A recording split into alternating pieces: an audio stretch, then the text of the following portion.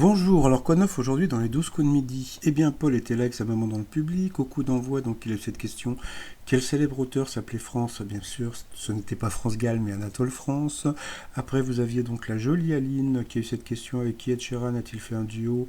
Donc c'était les Rolling Stones. Après, vous avez le beau gosse Clément qui a eu cette question. Qui sont Tina et Louise logés dans un appart? Donc c'était deux chattes. Vous aviez Réjeanne, directrice d'école, qui est le premier poste de dépense des Français pour la maison, donc c'était le bricolage. À la suite de l'invasion de quel pays la France déclare-t-elle la guerre à l'Allemagne en 1939? Donc c'était la Pologne.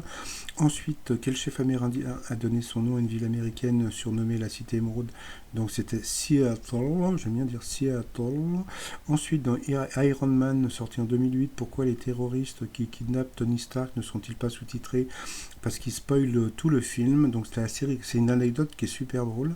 Donc eh bien, Clément est passé au rouge, il a pris Aline en duel, qui est tombé sur cette question, qui était le parrain de Stéphanie de Monaco. Donc Stéphanie de Monaco, c'est pas Didier Bourdon, c'était Frank Sinatra. Donc ensuite, au coup par coup, tout le monde est passé donc à l'orange.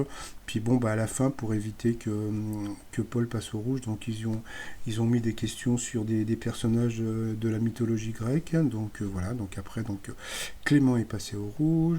Il a pris donc Réjeanne en duel, qui a eu cette question de quel pays vient le sandwich appelé chapati. Eh bien moi j'aurais dit comme a dit Réjeanne, donc l'Inde, et en fin de compte ça venait de Tunisie, donc c'est hyper étonnant, je ne savais pas. Donc, je ne sais pas si vous avez remarqué, mais là, ça fait plus de presque 20 jours que Paul n'a pas été pris en duel. Donc, je ne sais pas pourquoi les candidats ne le prennent pas en duel. Alors, il y a deux raisons. Ou bien ils ont peur parce que, bon, à force de balancer les dates comment dire, ou les réponses aux questions, un peu comme faisait Benoît ou bien Christian Q, eh bien, comment dire, peut-être que les gens ont peur, ou bien ils ont peur comment dire, de l'éliminer, et après, je pense que la personne qui va éliminer Paul, comment dire, sera très mal vue, donc je sais pas. Donc voilà, donc après, donc ça a été le coup fatal. Bon, comme d'habitude, Paul a gagné, donc il y a eu serrage de main, il y a eu grimace devant la caméra, au coup de maître, donc voilà, on a pu voir qu'il était super concentré. Il a eu cette question, quelle partie du visage une frange couvre-t-elle? Donc c'était le front, mais il ne connaissait pas Chouchou. Donc Chouchou, c'était un personnage des années 60 qui avait la frange sur le nez. Donc voilà, bon il a quand même gagné 10 000 euros à partager avec la cagnotte de l'été, donc il était content, mais sans plus. Donc après il s'est bien concentré pour l'étoile mystérieuse. Ça bouge pas, donc c'est toujours Hugo Loris. Le t-shirt qui dit rouge dit duel, pour celui ou celle qui prendra donc Paul en duel, on sait jamais. Donc ça sur le site romignon.com. Et sinon, je vous souhaite une très très bonne journée. Et puis j'ai vu qu'il y avait beaucoup de gens qui disaient que j'avais des titres à putaclic. D'accord, bon.